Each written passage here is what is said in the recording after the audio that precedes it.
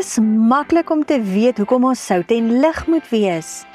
Die moeiliker vraag is, hoe lyk dit regtig in die alledaagse lewe? Jesus gee nie net 'n opdrag nie, hy wys 'n leefstyl. Dis tyd vir vroue met waagmoed. Kuier saam met my, Marina Meiburg, uit God se woord. Goeiedag liewe vriende, welkom terug by Vroue met Waagmoed. Ek is so opgewonde om verder saam met jou te kuier oor sout en lig. As jy verlede week se episode gemis het, luister dit sodat jy die hele prentjie kan kry. Kom ons tel net vinnig die drade van verlede week so bietjie op.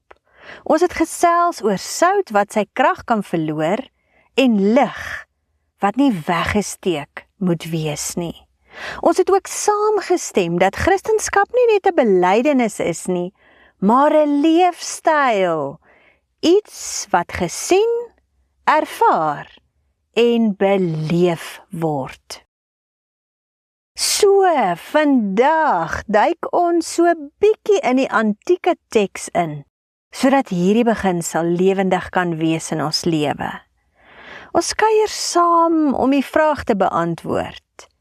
Hoe leef ons sout en lig elke dag?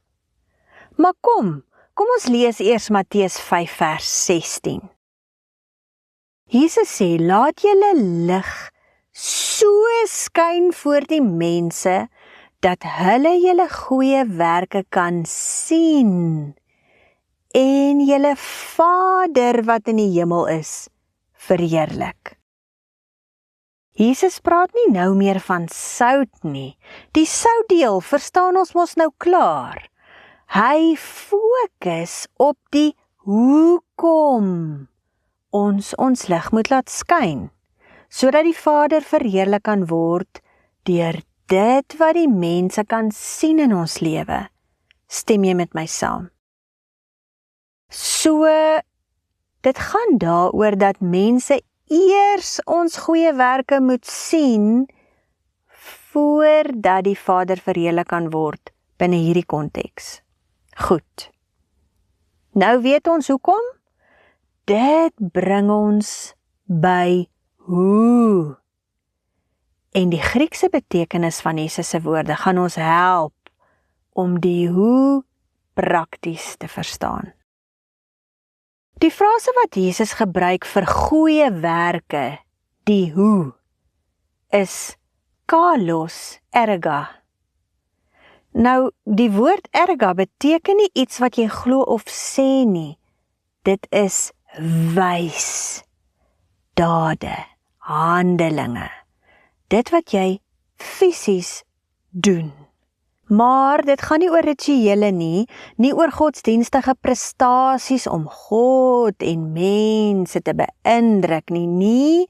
Die Bybel sê so of aanstuur Bybelversies nie.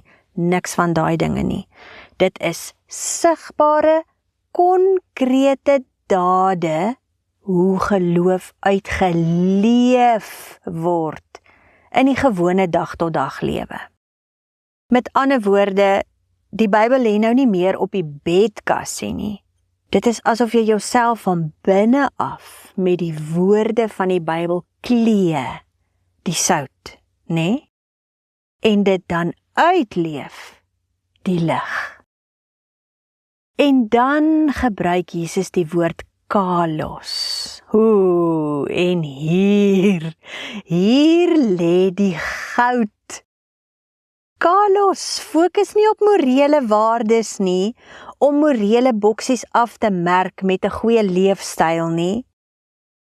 Die woord agathos verwys klinies na moreel goed, reg en korrek. Maar kalos strek ver dieper as agathos. Hierdie gaan jou stig.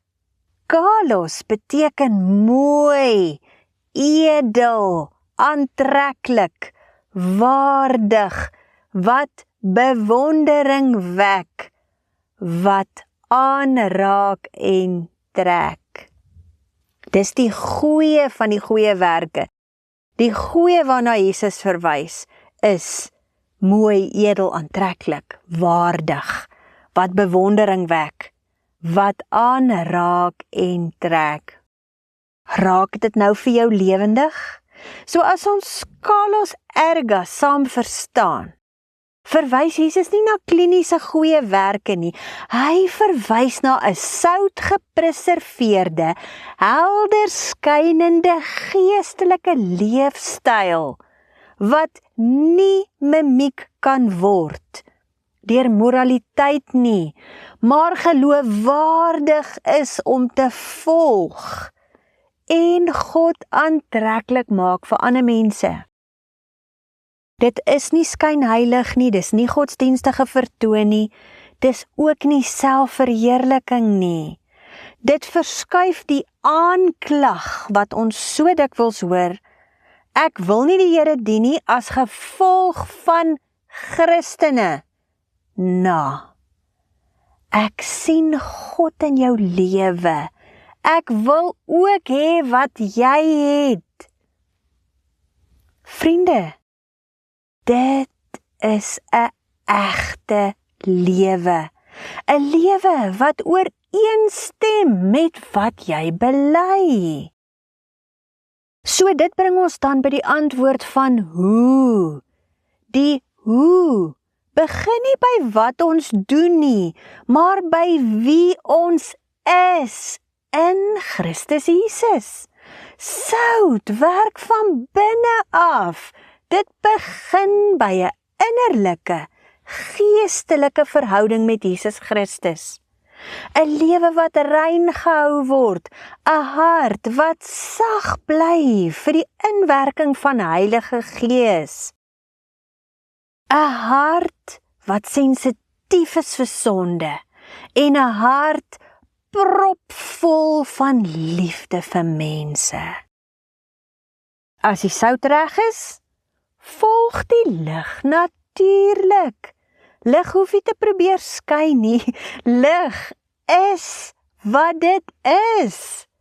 Dis hoekom Jesus sê, mense moet nie eers jou geloof hoor nie. Hulle moet jou geloof sien. Dit is hoe kalos erga mense prakties Christendom leef. Hulle is nie perfek nie, hulle is eg. Mense wie se lig so skyn voor die mense, dat hulle al goeie werke kan sien en God verheerlik.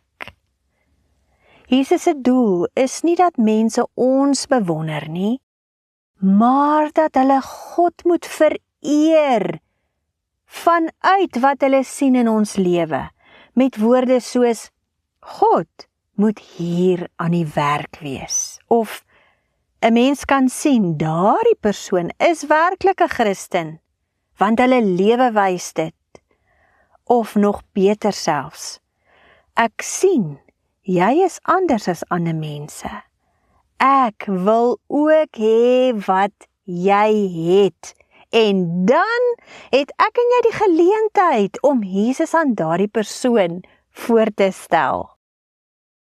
Vriende, wanneer sout sy werk kragtig in jou lewe gedoen het, gebeur iets besonders.